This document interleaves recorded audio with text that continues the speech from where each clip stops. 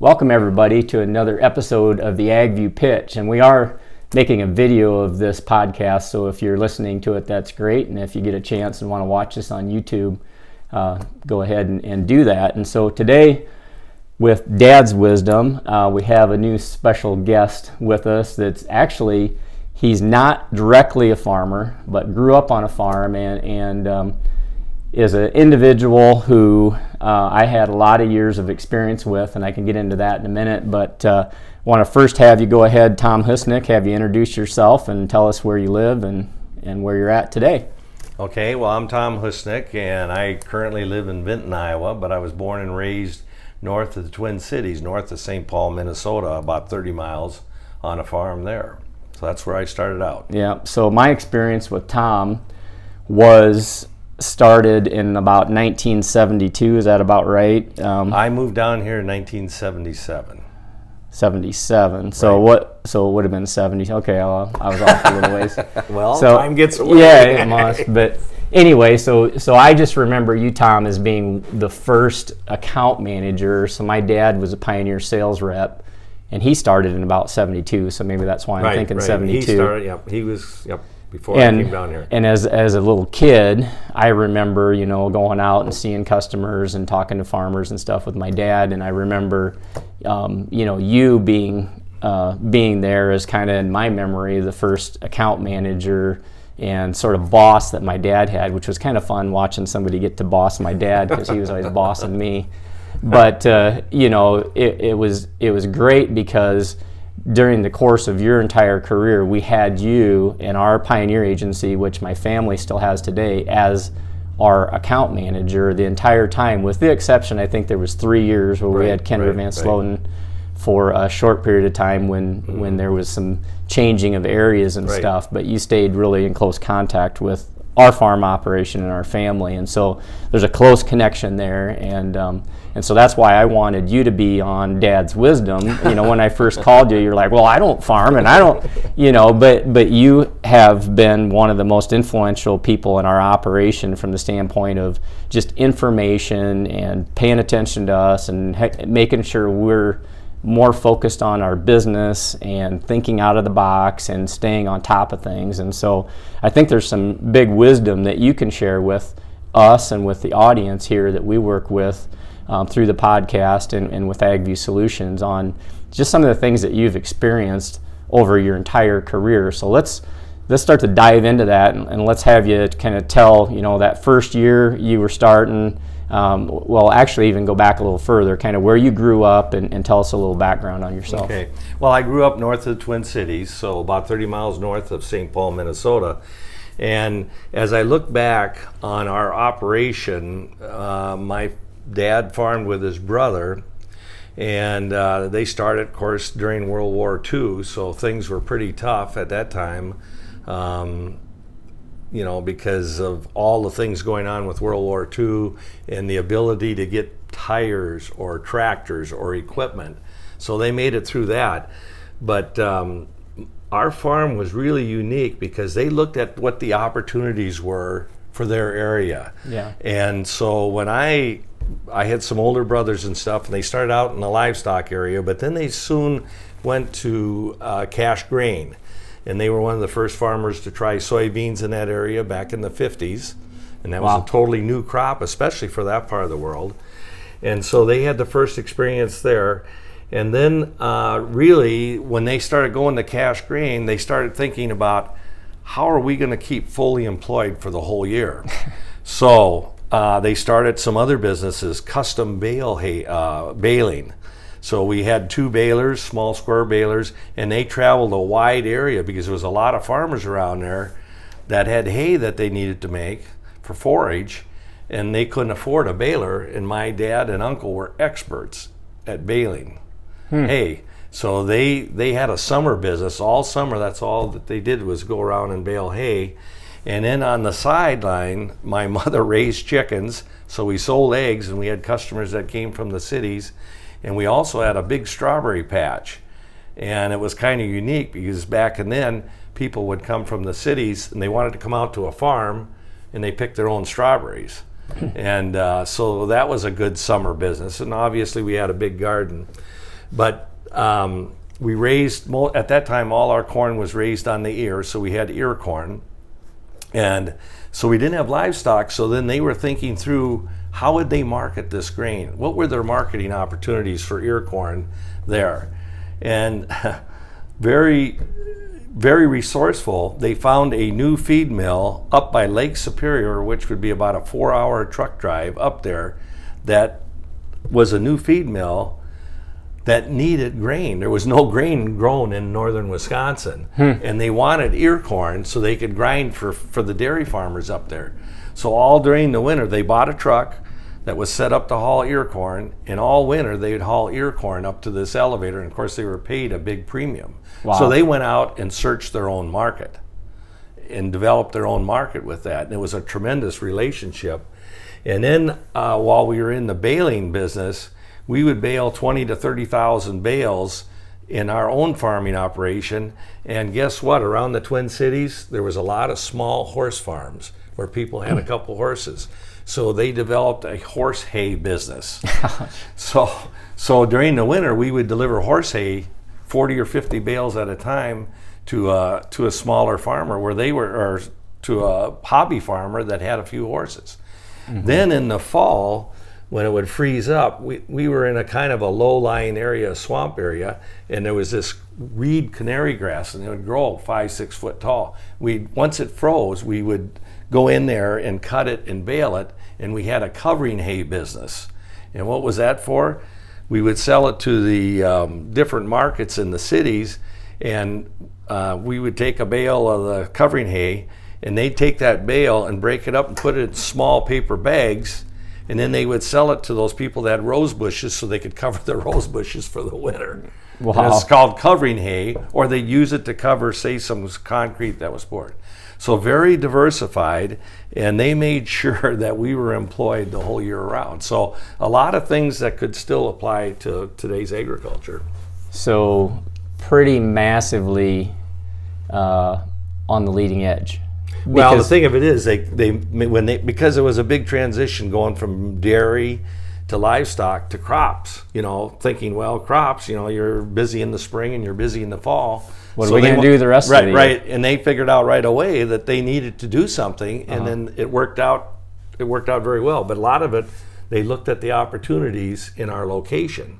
And because of the opportunities we had for horse hay or covering hay or hauling this corn to northern Wisconsin, they took advantage of those things. Wow. So they had 4 other profit centers besides the crop operation, and they were synergistic with the farm. And then in between times, my dad started selling seed. And that's how I got wound up with Pioneer Hi-Bred, because my dad in 1959, since he knew all the farmers because he was out baling their hay, he knew all the farmers in the area, plus we raised a lot of corn and they used a lot of Pioneers, so he was hired as the Pioneer sales rep for that area. So that was another sideline that they worked in, and that was kind of the January, February part of the year. So during the worst months in the winter, he was selling seed. Wow. A little different than today. Yeah, just a little. But that's pretty amazing though, when you think about today's operations, so many of us, if we're purely just corn and soybean production in Iowa, or say corn, soybean, wheat in a lot of the other states besides Iowa, the margins have been massively tight the last 6 years.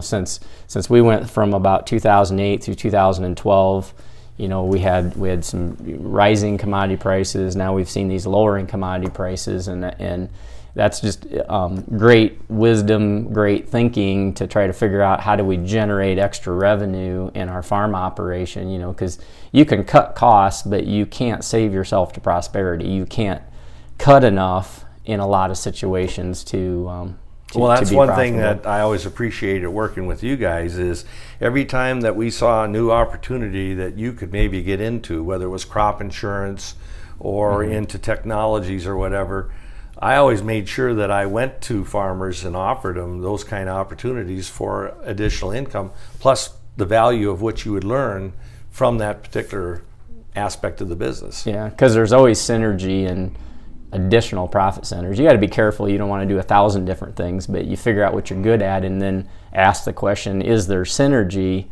in this endeavor that, might kind of tie in, to what we're already doing. And that's kind of what your family was doing with the baling, and it got the relationships going. Right. It tied into to seed sales. It tied into, the relationships with the horse people and all that kind of thing, and probably gave you some pretty good premiums on the hay. There's no doubt about it. They sought their market, and those are the same kind of lessons that we could do today. If you, for example, and I know you guys have taken advantage, if you can raise high quality corn that maybe is a little heavier test weight than your neighbors, there's a market in Cedar Rapids for that, maybe a dime a bushel, but if you know that and they can depend on you to deliver, and that was the key, we did the delivery.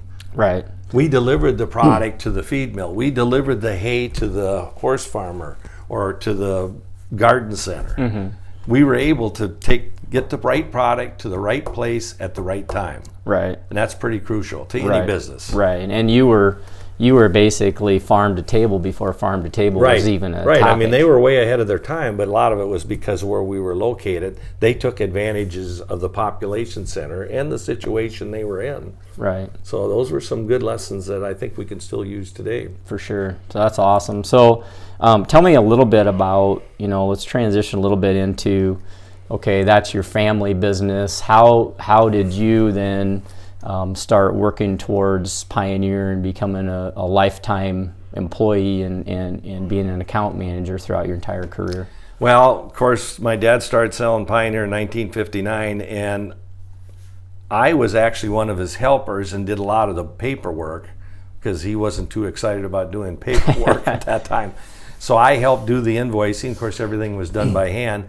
So I got to learn the business pretty well, and the manager that worked with my dad, he was a very good guy, and he got me interested in possibly working for Pioneer. So when I went to college, I knew I was going to go into agriculture, and I actually went into agricultural education, and I student taught, but Pioneer gave me a call and asked me to interview. They had never hired somebody right out of college, because the average age of the farmer was probably 55 to 60, and I was 22, and they really wondered whether a 22-year-old could work with a 55, 60, 70-year-old that was maybe pretty set in their ways. So, but they offered me the job, and so I took the job. So I started with Pioneer in 1975, and then had a 40-year career with them, and so it was a good career and very interesting, and learned a lot along the way. Okay. So that's where we're going to go next. You learned a lot along the way, right? And so what are some of the lessons along the way that, farmers could learn from that you experienced in today's world? So you started as a 22-year-old. One of the things that sticks out to me right away is the generational dynamic difference.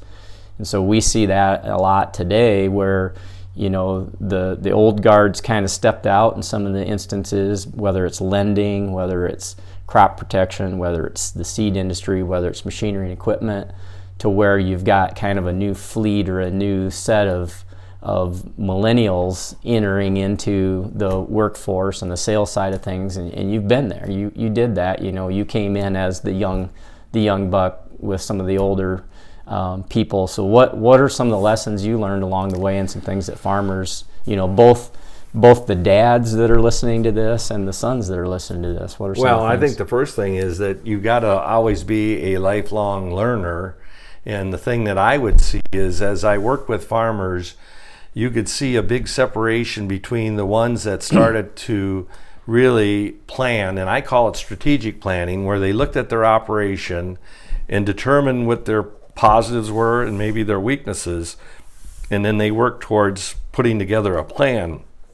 And in the seed business, we always encourage farmers to compare varieties and hybrids, and got them to look at that so we could measure one variety against another, one hybrid against another, so that they could make a mathematical decision instead of saying, well, this is a pretty good corn crop. Because in those days, they were still picking on the ear. Some had picker shellers. Combines were just starting in the business. They really never really knew for sure how to compare products and how to determine. So hopefully that taught them to look at a lot of things and to sit down with a pencil and paper and calculate, what's making me the money and which direction should I go. So, and you could see a wide variation in farmers that were looking at that. Farmers have always been hard workers, and through the ages, it was always, well, the harder you work, the better you're going to get ahead. Well, it's not only hard work, but smart work. And by that, the planning, sitting down and looking at your profit. I mean, I remember one of my good friends, a banker in Vinton, said, he said, if you know your cost of production and you know what you can sell your product for, as long as you're selling your product for a profit, you're never going to go broke. I mean, it's a pretty simple thing. Simple math. How long did it take farmers to really know what their cost of production is? And Chris, you know very well, that was one of the real things that you guys really started looking at, is all your costs and how you looked at individual decisions as to what you do. Right. And, when we were in the seed business, obviously farmers would say, well, I remember when I first started, we were selling seed for $15 to $20 a bag, and farmers, oh, that's outlandish, Then I remember farmers telling me, Tom, if it ever gets above $50 a bag, I'm never going to buy it again. Well, we had to prove to them that it had value, right? And they learned how it had value, and of course, that's what we were trying to train them, is how to make those buying decisions. And after a period of time, they've started to figure out, once they were able to sit down and do the mathematics and the figuring, that the best products made them the most money. And, that was a lifelong lesson. Right. So if they took that to all their other businesses, that was going to help them. So, we hope that we got them to think more strategically on how to make decisions like that. And that education wasn't just about their seed purchasing decisions, but it's applicable on every business decision they make too. And then the other thing that we tried to do was to deliver information, because obviously in the areas I covered, usually I had 1,000 customers or more, and I'd be out in a lot of farms. I spent most of my time, and the things that you would see one farmer do that another farmer wasn't doing, but it was a pretty good idea, and then you try to get somebody to think about it. When we had our winter workshops, we always tried to talk about best practices, and basically in our business, it was agronomic practices, planting rates, what kind of equipment, what kind of herbicide programs. But we tried to take the best ideas that we saw out on the farm and share those with other farmers. And we had the practical knowledge, plus we were able to measure it with yield. Right. And profitability, because we would show them profitability and yield. So those are lessons that are lifelong lessons. Right. One thing that Tom, that you taught me, I bet it was in the 90s, probably early in the 90s, maybe late 80s, when we used to do plot tours, and I actually helped sell seed for a number of years. And one of the things you taught me was the difference between features and benefits. Okay, and I've used that ever since in every aspect of what we do, and I don't know if you know that or not. So you've had some impacts on me over the years in a positive way. And so, a feature is something that is there, and so you brought up yield. So yield is one component. That's kind of a feature, right? Or another feature is Stocks, roots and technologies, ear height, whatever. Yeah. And so, but the benefits are really what the farmer's looking for, right? And so you talked about how we make our decisions, we make value decisions, and that's one thing that we always try to get across to our clients, is that when we're making these business decisions, we want them to be based on value, not cost, not what we write the check out for seed or crop protection or machinery or whatever. It's what is the rate of return on that as an investment that you've invested that dollar on. So if you invest $1 and you get back $1.10, that's a 10% rate of return, right? And so on the features and benefits, can you real quick just give me some examples of some things there where you feel like the features and benefits are some things that farmers over the years have learned, or some things that you think are something that we should be focused on in our operations. Well, and I think you got to think about it in terms of benefits. Well, most farmers, I mean, the first benefit they're hoping for is income security, that they're able to continue to farm and have enough income to take care of their family needs or whatever. But there's other security type needs, that safety could be a real benefit. So there's a lot of those things, and I think a lot of times we tend to focus on features, but really, what do you want? And we always talked about the value equation, and in sales, it's price, service, and then value. So the price is part of it, the service, but what do you get in return that equals the value? And the value is what you need to make your decision on. So whether it's buying a new piece of equipment or changing how your tillage practices or your fertility practices, those things all have to be sit down and figure that out for your operation. And there is no one best answer for everybody. And that's by knowing your operation. I mean, your soil types, just working with you guys were in a situation where you had a lot more variable soil types versus I had farmers south of Vinton that have tame and muscatine soils, some of the best soils in the world, well drained, have a little slope. Where up here, you go from sand to muck to peat. And everybody So I always said, you got to be a better farmer up here than you have to be south of town because of the variability you guys had to deal with. Or more creative or something. Yeah, well, but your tillage was different, and you tended to raise more corn on corn because of your soil types, and you're more concerned about erosion and those kind of things. But it was tougher for you to make decisions than a lot of the guys farther south where everything was so uniform. Yeah, and that's interesting for people, I think, in other states to listen to.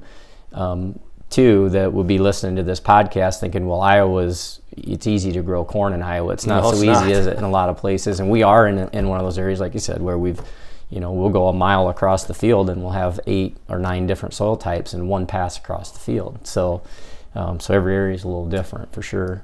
Talk a little bit about, some of the things that you've learned from farmers and observed in terms of how they handled challenges. So one of the key things that we talk about in Dad's wisdom with a lot of operations is faith and family and the business is how do some of these farmers that you've worked with over the years been the most successful transitioning from one generation to the next? What are some things that you observed over the years that you could say, this worked, but this not so much, or are there any lessons there that you? Well, communications, obviously, because everybody has a little different perspective of things, but sitting down and communicating and really being able to make what I call a strategic plan where you really set up what are your goals.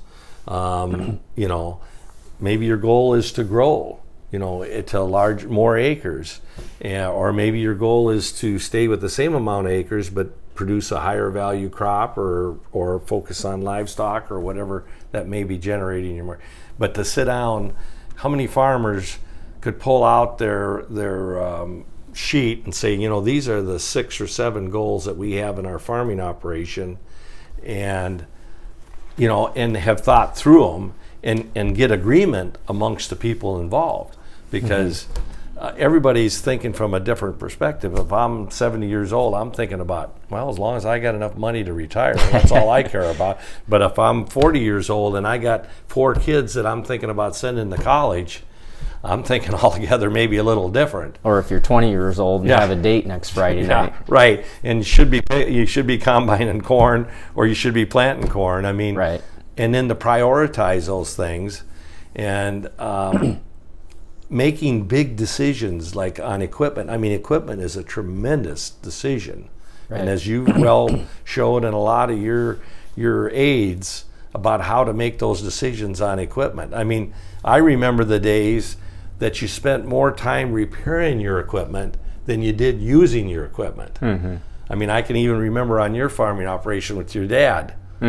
Oh yeah. he kept the combine for 20 longer. years. Right. 20 years, and Rick would be there trying to fix it all the time. Right. My brother-in-law would be working on things. Yeah, that's a big transition, because you know how much you know what downtime costs you, especially this fall, with how critical it's going to be to get the crop out. Right. The crop doesn't do you any good until you get it in the bin. Right. And then you got to take care of it in the bin. Right. Yeah, it's really changed, and on the machinery side, to your point, used to be a lot of operations ran things for 15, 20 years. Anymore, if you run a combine, a lot of operations run a combine for 2-3 years. That's a long time. Because they figured out what downtime costs them. Right. And repairs. Right. So is there anything else that, over the years, from a wisdom perspective, that you can throw out? I see you brought a couple of sheets to kind of maybe talk through some of the trends that we've seen in ag and some things that, that are applicable today. Well, I think, being in the seed business, obviously we talk about yield, but, when I think about the 40 years that I served, it's really a tribute to the farmers. But in Iowa, in 1975, when I started, the average corn yield was 90 bushel an acre. And the last year that I was in the business, in 2015, the average yield was 192 bushel. Think about that. More than double the yield in 40 years. That's a 2.5 bushel per acre increase. And of course, genetics and technologies were part of that. But the way farmers farm, the way they fertilized, the way they did their tillage, the way they changed their planting rates. I mean, there was a lot of things that they needed to adjust to take advantage of those things. And if you're trying to do the same thing that you did 30 years ago, that wasn't going to work. And the same way with soybeans. We went from 34 bushel average in 1975 to 56 in 2015, and that's about a half a bushel per acre year. And that is the average for the whole state, where individual farmers can show probably even a lot more than that. Right. But these are overall averages for the state, but it just shows that tremendous growth. But it was a combination of looking forward and taking a look at what the future was and how that would make a return in their operation. Great. Any other things, or I guess I'll throw you another question here quick too, is, we talked about features and benefits, and one thing that I struggle with a lot with seed companies, and you being a seed company representative here, every year we have yield books, right? So they're showing us what the yields are.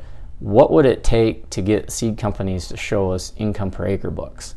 I mean, that's one of the things that I constantly am a little challenged with when I see these yield books and say, well, that's great, but what do we have to do to get this really high yield versus, is it always about yield, or is it more about margin? That's right.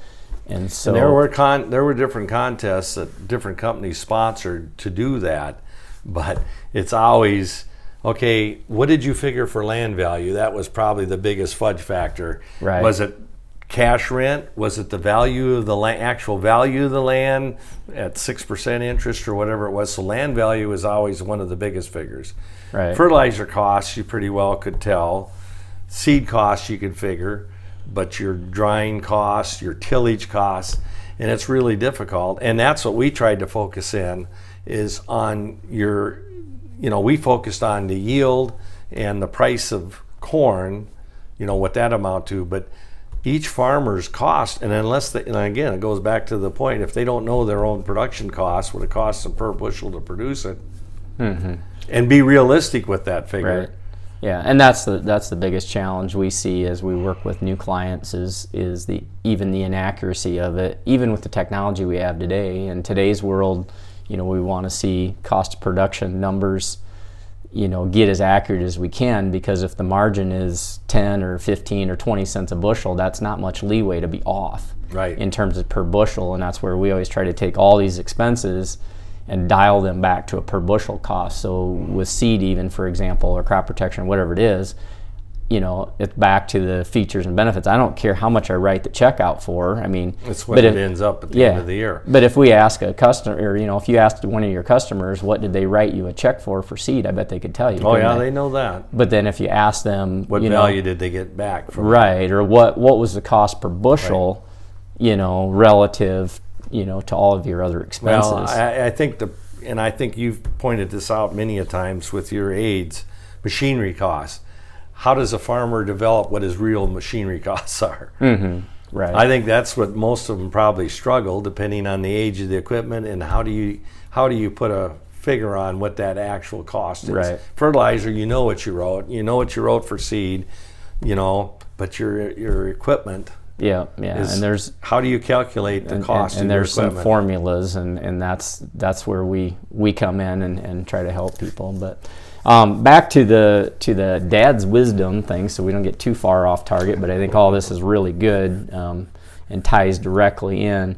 Is there anything that I haven't brought up, or anything that you can think of that would just be good advice to the dads and the sons out there as they go into a challenging harvest season, and as we continue to work through challenging market environment, on commodity prices that aren't super great here, and any overall advice? Well, emotions. I mean, emotions run high, and especially when there's a lot of stress, whether it may be the weather is stressful, the crop may be damaged because of weather events. There's breakdowns. There's different things, and that emotion, when you start getting into a real emotional, two things happen. You probably make bad decisions, and then you also put yourself at risk for safety factors. And I know that you guys really try to work through that, but emotions can really hurt you, and it's to step back, and it doesn't only hurt you, it hurts your family and your kids and your wife or your spouse. So being able to take that deep breath and think about what's the most important thing in life, and it goes back to really what are your values, and understanding that, and as a group. But farming can be extremely emotional, and we know when it comes to selling the crop, a lot of emotional decisions there, and that's tough to take the emotion out of. But again, you got to know your cost of production before you can, make those. Right. You can make a better decision. May not always be a profitable decision. Right. But I think we take that really well and take that seriously and appreciate that, because it's easy to be tired, be frustrated, and we work together, and the majority of these operations are family operations, and fathers and sons communication sometimes isn't directly professional. It might be emotional, and hurt feelings and challenges, and saying things you don't mean a lot of times can come out in the midst of that emotion. So that's really good advice to be thinking about that. I think it's been a great conversation. Is there anything else? Any final tidbits as we kind of wrap this up? Well, I just think, we're always going to continue to move on, and we don't know what's going to happen 10 years from, but I've always learned to watch those early adopters, whatever it may be. Maybe it's auto steer or whatever it may be down the road, but watch those early adopters and see how they work. And usually they're on the right path, but sometimes that doesn't always work. But having a network of other farmers, and I know that's a tough thing maybe for farmers to do, especially with immediate neighbors, because sometimes they see each other as competitors. But to develop a network, so if you're on the corn growers board or soybean growers board or something where you get an opportunity to see a bigger picture and network with other farmers, and you'd be surprised, a lot of you are facing the same challenges, but just knowing somebody that you can talk to helps reduce that emotion sometimes, knowing that they're kind of going through the same thing you are. And yet, if you hold that inside, it's going to affect your health, it's going to affect your family's health and anybody around you. But I really think it's important for people to get into other things where they can expand their connections and their networks, because there's great things in farmers. They'll tend to help each other, especially if there's a strong network there. So I think getting out and going to different conferences and stuff and meeting different people, that's how you get new ideas. Right, yeah. And one thing we're doing, to throw a plug out there, is we've got several peer groups going, and those peer groups are farmers from various states, and they don't feel like they're in competition because they're from another state or they're on the other side of the state, but they have similar challenges, similar issues, and then they can sit down and talk through those issues, and we help them build those relationships, and they become long life friends, and it'll help you make better decisions. You're looking at a new piece of equipment that's new on the market. This guy's got one. Well, how did it work? Well, he's probably going to tell you the pros and cons, and then you're going to be able to make a better decision. So that network, I think, especially in today's agriculture, and that face-to-face, the media is okay, but having that first face-to-face connection. Right. Yeah, that's really key. So, well, I appreciate that, Tom. It's been a great conversation, and when I first got a hold of you, you're like, I don't know what I'm going to say or what I'm going to talk about, but you did a great job of bringing 40 years of experience in agriculture to the forefront, and I think it'll be very helpful to a lot of our clients and a lot of the listeners that listen to this podcast. To get some of the wisdom that you've acquired over the years from both yourself and from having the opportunity to work with hundreds of farm operations, I think that's really cool. Well, we have the same goal. We want our customers and our farmers to be successful, and so that's always the approach I took. We want you to be successful. Right. If you're going to continue to be a customer with us, it's in our best interest that you're successful. Right. And I think when you have the same goals, it's a lot easier to work. A common vision takes everybody to the same place. Right, and that's important to have that common vision that's thought out that people agree on, and that moves you along. Right. So one other thing, Tom, I want to make sure that we ask you about is your family. So tell us a little bit about your family. Well, I married my high school sweetheart, and we've been married for 44 years, and we've been blessed with 3 children, 2 girls and a boy, and they're all been blessed with great spouses, and we now have 7 grandkids that keep us very, very busy. Well, that's pretty awesome then. So your high school sweetheart, huh? Yep. So did you guys go to college together? Or? She went a couple years to the same college, but we met when I was in high school. Was the first time they had Earth Day, so I was part of the FFA organization. I was the president of it. And so we decided we needed to do something in honor of the environment. So we started an organization that was called Forest Lake Improvement. And, we were trying to do projects to help the environment. And so the first thing we thought of was super garbage, garbage that people were throwing out, plastics and things that, that were littering, and that was the first one. And then the next one that we worked on was pollution. And of course, where we live, there was a lot of lakes, and we were concerned about pollution. There was sewer systems running into the lakes and everything else. So I would go around to the schools, elementary schools, and show different chemicals. I got the name fish killer because I'd have these minnows in a little bucket in an aquarium, and then I'd throw in a little soap detergent and a little of this and little things that were household items, like they were going right into the water supply out into the lake. And before it was done, those old fish were. So that's something you and your high school sweetheart were doing together. We did together, educating younger kids that what they mixed in the water could ultimately affect things. And in this case, we were showing little minnows and stuff, but trying to get them to think about the environment. And dealing in agriculture, we're always thinking about the environment. We're some of the best conservation-oriented people in the world. Probably don't get the credit that we should, but farmers know that they can't destroy the thing that gives them the livelihood, and that's their soil and their surroundings. Exactly. And on the family side, where are your kids all at today? We have my oldest daughter and her husband live in Cedar Falls, Iowa. My middle daughter married a farmer and lives just south of our hometown at Shellsburg, and he has a cow-calf herd and sheep. And then my youngest son lives in Iowa City. Okay, and then the grandkids, they can come over, but they got to go back home again, right? Yeah, they were a bunch of them over last night, in fact, so I'm running around with a 2-year-old. Yeah, well, that keeps you young, right? Yeah, that's right, you bet. That's why you look younger now than you did the last time I saw you. Right. That's right. All right. Well, thanks a lot. Yep, Appreciate you're that. welcome. All right. Well, Minnesota Farm Boy, Pioneer account manager, and longtime consultant to farmers every single year through the good, the bad, and the ugly, Yeah. right? Yep. So, Tom Husnik and Chris Barron here. Thanks a lot, Tom, for being You're with us. welcome. And thanks, everybody, for joining us on the AgView Pitch, and we will catch you next time.